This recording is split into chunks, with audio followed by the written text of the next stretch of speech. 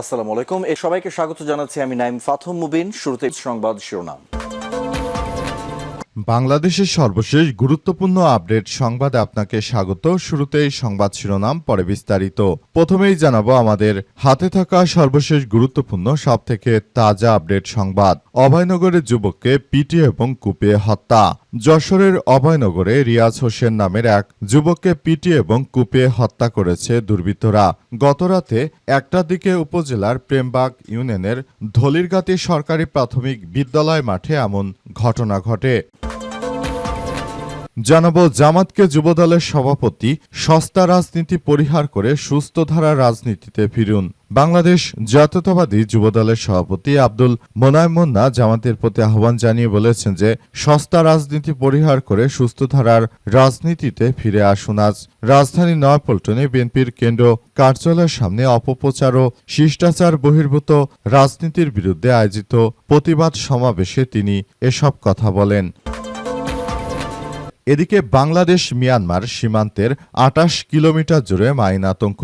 বান্দরবানের নাইখানছড়ি উপজেলার ঘুমদুম তুমরো ও ফুলতুলি পর্যন্ত বিস্তৃত ২৮ কিলোমিটার সীমান্ত করিডোর এখন মৃত্যুফাঁদে পরিণত হয়েছে। সীমান্তের ওই পারে চলমান সংঘাতের প্রভাবে এই এলাকায় ছড়িয়ে পড়েছে স্থল মাইনের ভয়াবহ ঝুঁকি। গত ১.৫ বছর এই করিডোর মাইন বিস্ফোরণে অন্তত ৩৫ বাংলাদেশি হতাহত হয়েছে।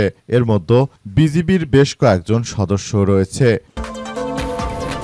এরপর জানাবো বড়লেখা সীমান্তে অনুপ্রবেশের দায়ে ভারতীয় নাগরিক গ্রেপ্তার। মৌলভীবাজারে বড়লেখা বিওসি কেস্ট্রিগুল সীমান্ত এলাকা থেকে অবৈধভাবে অনুপ্রবেশ করার দায়ে এক ভারতীয় নাগরিককে আটক করেছে বিজিবি। 52 বিজিবি জানিয়েছে যে আনুমানিক বেলা ২:৩০টার দিকে বিয়ানীবাজার ব্যাটালিয়ন 52 বিজিবি এর অধীন বিওসি টিলা বিওপির দায়িত্বপূর্ণ এলাকায় অভিযান পরিচালনা করা হয়। সময় সীমান্ত পিলার হতে আনুমানিক ৩ কিলোমিটার বাংলাদেশের অভ্যন্তরে মাধবকুণ্ড নামক স্থান হতে মোহাম্মদ আলী হোসেন ৩২, পিতা সাবুদ্দিন, গ্রাম দক্ষিণ কেউটিগ্রাম, ডাকঘর আশলকান্দি, থানা পাথারকান্দি এবং জেলা করিমগঞ্জ, ভারতকে আটক করা হয়েছে।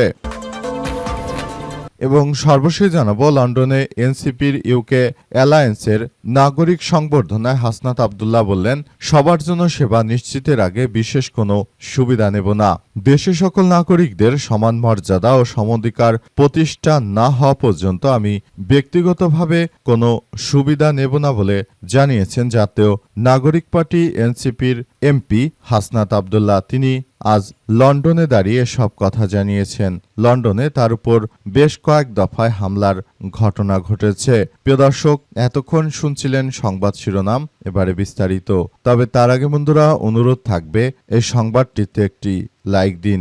এই চ্যানেলে আপনি নতুন হয়ে থাকলে আমাদের সংবাদটি দেখতে দেখতে চ্যানেলটি সাবস্ক্রাইব করে রাখুন। কমেন্ট করে বন্ধুরা আপনার মূল্যবান মতামত জানিয়ে দিন আপনি বিশ্বের কোন দেশ থেকে বা বাংলাদেশের কোন স্থান থেকে আমাদের সংবাদটি দেখছেন এবং শুনছেন। আর বন্ধুরা সংবাদটি আপনার সোশ্যাল মিডিয়া ফেসবুকে শেয়ার করে বন্ধুদেরও দেখার সুযোগ করে দিন।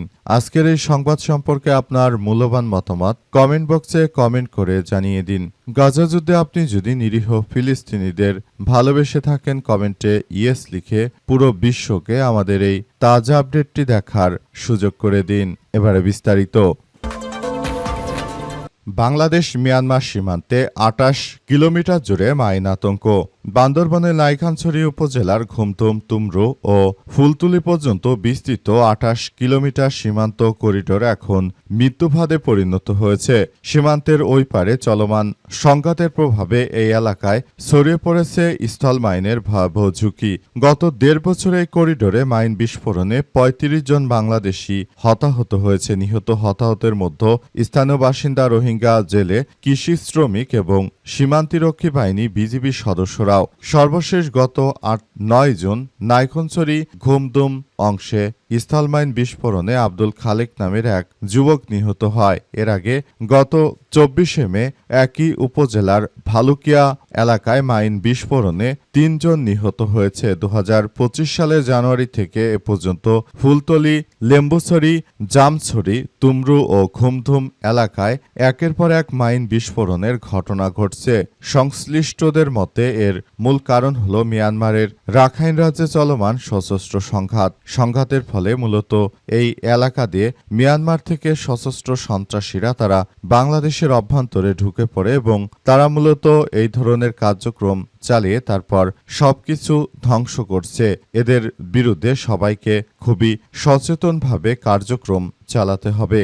মিয়ানমারের এই সব জাতিগোষ্ঠী সন্ত্রাসীরা তারা মূলত বাংলাদেশটাকে বিশৃঙ্খল করার জন্য নানাবিধ ভারতের পয়সা পেয়ে তারা বাংলাদেশের বিরুদ্ধে এমন সন্ত্রাসী কার্যক্রম চালাচ্ছে। তাই বাংলাদেশের মানুষকে এদের বিরুদ্ধে সবসময় সতর্ক থাকতে হবে। যদি এই ধরনের কার্যক্রম তারা চালাতে থাকে তাহলে সেটি বাংলাদেশের জন্য আরও ভয়াবহ বিপর্যয়কর পরিস্থিতি বয়ে আনতে পারে। তাই এখনই এই বিষয়গুলো নিয়ে আমাদের সবাইকে খুবই গুরুত্ব সহকারে থাকতে হবে।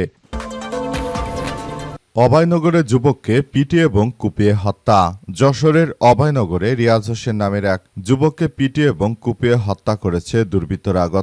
দিবাগত রাত 1টার দিকে উপজেলার প্রেমবাগ ইউনিয়নের ধলিরগাতি সরকারি প্রাথমিক বিদ্যালয়ের মাঠে এই ঘটনা ঘটে। নিহত রিয়াজ হোসেন ওই ইউনিয়নের ধলিরগাতি গ্রামের মনসুর আলীর ছেলে। তার বিরুদ্ধে অভয়নগর থানায় ডাকাতি, ছিনতাই, মাদকসহ একাধিক মামলা রয়েছে বলে নিশ্চিত করেছে পুলিশ ও এলাকাবাসী সূত্র থেকে জানা যায় রিয়াজ একজন শীর্ষ সন্ত্রাসী।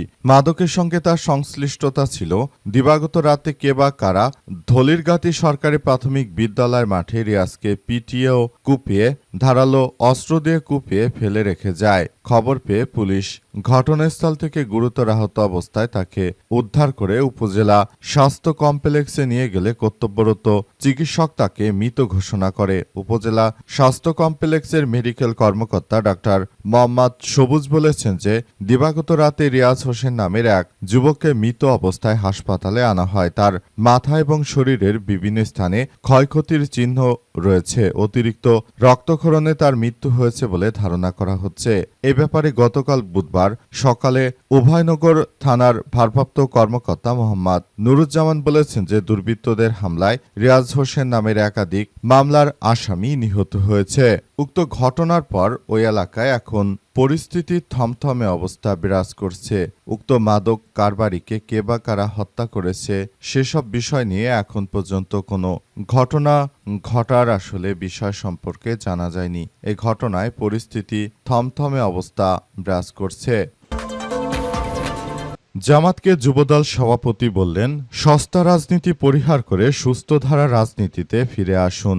বাংলাদেশ জাতীয়তাবাদী যুবদলের সভাপতি আব্দুল মোনায়েম মুন্না জামাতের প্রতি আহ্বান জানিয়ে বলেছেন যে সস্তা রাজনীতি পরিহার করে সুস্থ ধারার রাজনীতিতে ফিরে আসুন। আজ রাজধানী নয়াপল্টনে বিএনপির কেন্দ্র কার্যালয়ের সামনে অপপ্রচার ও শিষ্টাচার বহির্ভূত রাজনীতির বিরুদ্ধে আয়োজিত প্রতিবাদ সমাবেশে তিনি এসব কথা জানিয়েছেন। ঢাকা মহানগর দক্ষিণ যুবদল এই কর্মসূচির আয়োজন করে। কর্মসূচি অনুযায়ী তারা বাংলাদেশ জামাত ইসলামকে উদ্দেশ্য করে আরও জানিয়েছে যে জামাত ইসলাম তারা যে ধরনের রাজনীতির সঙ্গে সংশ্লিষ্ট এই রাজনীতি বাংলাদেশে চলে না। বাংলাদেশের মানুষ তারা নিজের দেশপ্রেমিক দলকে ভালোবাসে, যেমনটা আমরা বিএনপিকে দেখি যে তারা দেশপ্রেমিক একটি রাজনৈতিক দল। তারা কখনো কোনো মানুষের সঙ্গে কিংবা কারো সঙ্গে কারো স্বার্থহানি হয় এমন কোনো কাজ করে না। সুতরাং আমরা বলতে চাই জামাত ইসলাম যদি এখনো এই ধরনের কার্যক্রম বজায় রাখে তাহলে ভবিষ্যতে সেটি জামাতের জন্য আরো বড় ধরনের একটি খারাপের দিকে চলে যেতে পারে। তাই বিষয়গুলোকে খুবই গুরুত্ব সহকারে দেখভাল করতে হচ্ছে। আমরা বিষয়গুলো নিয়ে সবাই একসঙ্গে কাজ করছে এবং আমরা চাই নতুন করে সবকিছু সুন্দরভাবে হোক। সেজন্য আমরা জামাত ইসলামের পক্ষ থেকে জামাত ইসলামকে বিএনপির পক্ষ থেকে বলতে চাই যে যেটি বাংলাদেশের জনগণের কল্যাণমূলক যে রাজনীতি সেটিতে ফেরত আসতে হবে। গুপ্ত রাজনীতি করে আপনারা যেভাবে গুপ্ত থাকতে চান সেটি আসলে কোনোভাবেই গ্রহণযোগ্য নয়। তাই মূল বিষয়গুলো নিয়ে আমরা আসলে খুবই সুন্দরভাবে কার্যক্রম চালাতে চাই। আমরা মনে করি আপনারা যেহেতু দেশের নাগরিক এবং আপনাদেরও দায়িত্ব রয়েছে দেশটাকে সুন্দরভাবে পরিচালনা করা, সুতরাং সরকারের বিরুদ্ধে ষড়যন্ত্র না করে আপনারা সরকারকে সর্বাত্মকভাবে সহযোগিতা করুন। যদি এটি করতে পারেন তাহলে ভবিষ্যতের বাংলাদেশ আরও সুন্দরভাবে বিনির্মাণ করা সম্ভব হবে বলে জানিয়েছেন তিনি। বড়লেখা সীমান্তে অনুপ্রবেশের দায়ে ভারতীয় নাগরিক গ্রেপ্তার।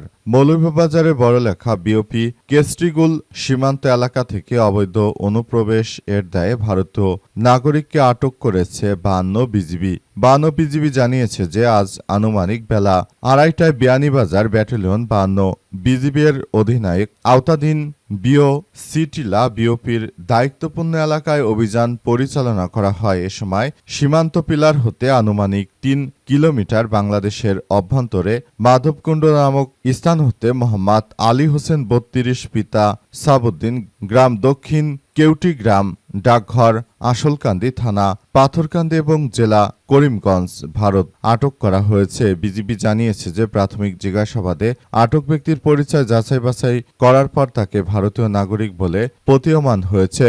এছাড়াও আটক ব্যক্তিকে জিজ্ঞাসাবাদ এবং তার ব্যবহৃত মোবাইল ফোন তল্লাশি করে তার সঙ্গে থাকা যেসব নথিপত্র পাওয়া গেছে এর মধ্যে রয়েছে ভোটার আইডি কার্ড, ভারতীয় ট্যাক্স পেমেন্ট কার্ড, ভারতীয় আধার কার্ড। বিজিবির অধিনায়ক আতাউর রহমান সুজন জানিয়েছেন যে তিনি অবৈধভাবে ভারত হতে সীমান্ত অতিক্রম করে বাংলাদেশে প্রবেশের চেষ্টা করে। জিজ্ঞাসাবাদে তিনি মোবাইল ফোনের ডিসপ্লে সংক্রান্ত ব্যবসায়িক কার্যক্রমের পরিচালনার উদ্দেশ্যে বাংলাদেশে অনুপ্রবেশ করেছে বলে স্বীকার করেছে। এই ঘটনায় অধিকতর যাচাই বাছাই, গোয়েন্দা অনুসন্ধান কার্যক্রম এবং পরবর্তী আইনগত ব্যবস্থা চলমান রয়েছে। ব্যাপারটি নিয়ে আসলে শেষ পর্যন্ত কোন দিকে যায় সেটি এখন পর্যন্ত কেউ বলতে পারছে না।